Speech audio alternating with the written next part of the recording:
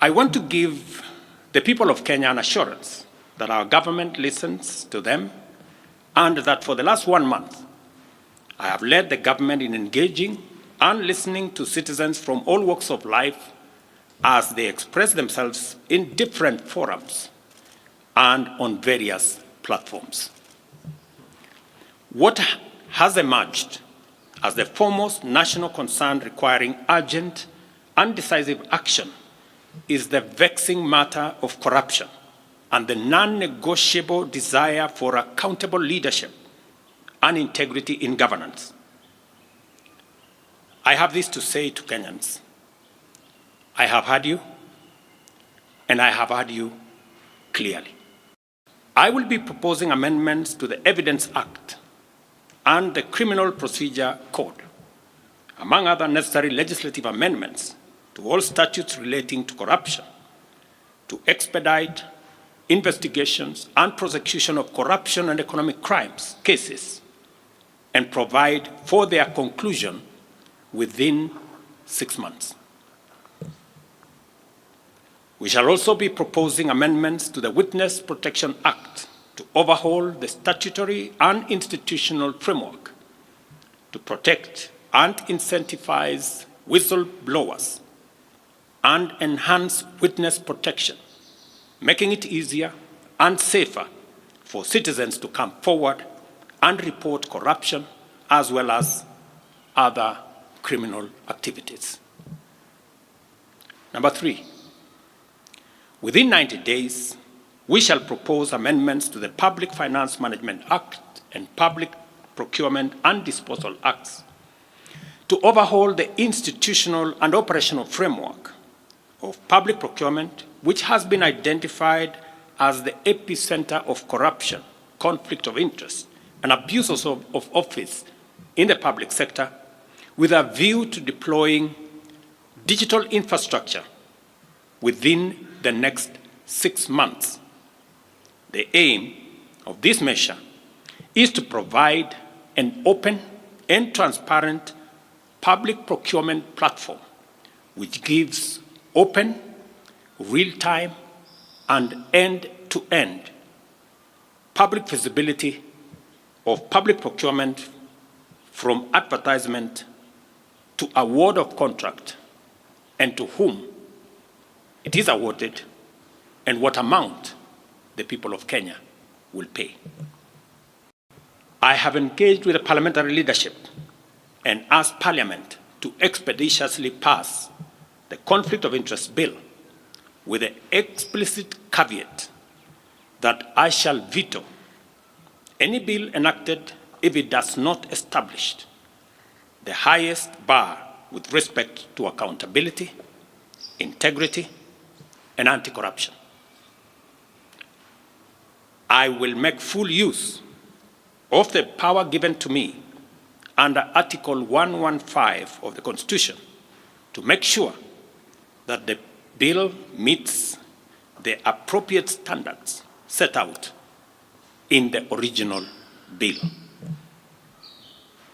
Number 5, while fully respecting the independence of the national justice, law, and order institutions, and pursuant to a commitment to consult and collaborate in leveraging their institutional capabilities in effective, expeditious, and conclusive investigations in respect of all active cases, it is essential for these institutions to provide a time frame to the people of Kenya, because that is what the people of Kenya want, within which proceedings shall be concluded, and the same timelines clearly communicated to the public. Number 6, about 400 billion shillings is spent on tax expenditure every year, especially on VAT refunds, a process that is largely opaque and with limited accountability. Within 90 days, I will be working with Parliament to provide a legislative and regulatory framework to make this process transparent, open, and accountable, with a view to reducing this huge public expenditure and direct savings from this exercise to the productive sectors of our economy.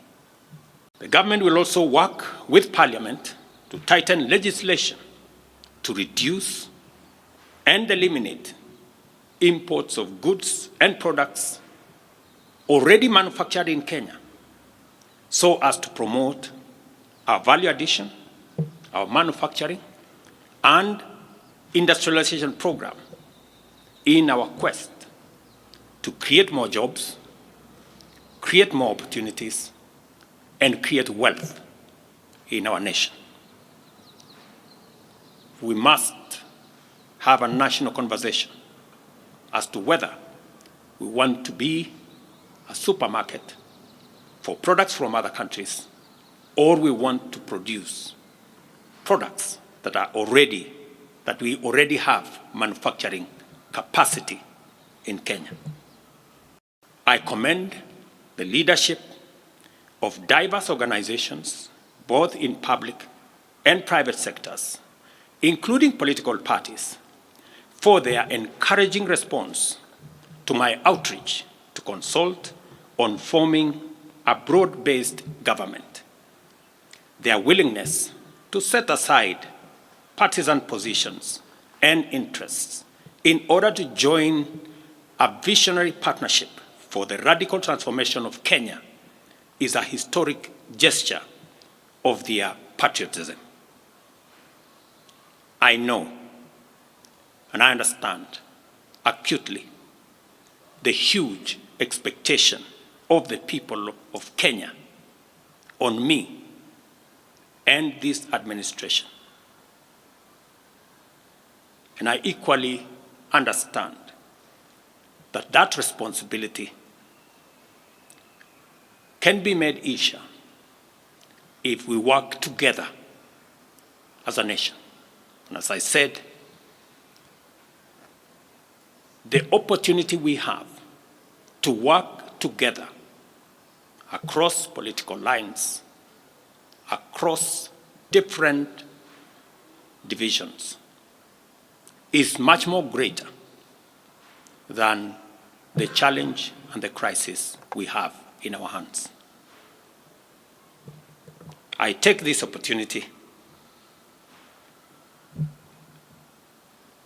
to express my appreciation for their commitment and reiterate my pledge to engage alongside them in a national conversation that is inclusive, citizen-centered, and aimed at consolidating and accelerating the actualization of inclusive growth and national transformation. As I take this step, and as I expand and broaden this administration, I am acutely aware that the responsibility of managing the affairs of the country vested in the cabinet, in the expanded cabinet, will require of us to work together and to focus on that which brings honor to our country. Consequently, after extensive consultations, I have nominated the following persons for consideration and approval by the National Assembly for appointment as cabinet secretaries. As you're all aware, the list I sent to the National Assembly, I have since amended so that Roslinda Soipantuya now goes to the Ministry of Defense. The Honorable Aden Bare Duale moves to Environment, Climate Change, and Forestry. I have now forwarded the name of John Mbadi Ngongo to the Ministry of National Treasury and Economic Planning, Salim Mvurya Mgala, Ministry of Investment, Trade and Industry, Ms. Rebecca Miano, Ministry of Tourism and Wildlife, the Honorable James Opio Wandai, Ministry of Energy and Petroleum, the Honorable Onesimus Kipchumba Murkomen, Ministry of Youth Affairs, Creative Economy and Sports, the Honorable Hassan Ali Joho, Ministry of Mining, Blue Economy and Maritime Affairs, the Honorable Dr. Alfred Nganga Mutua, Ministry of Labor and Social Protection, the Honorable Wycliffe Ambetsa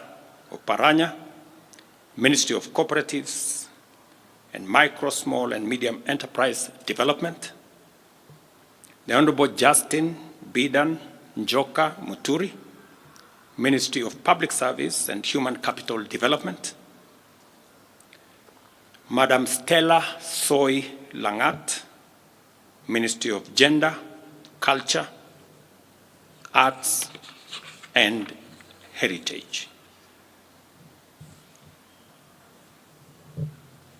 I am still working on the other pending nominees, and I will be announcing them shortly.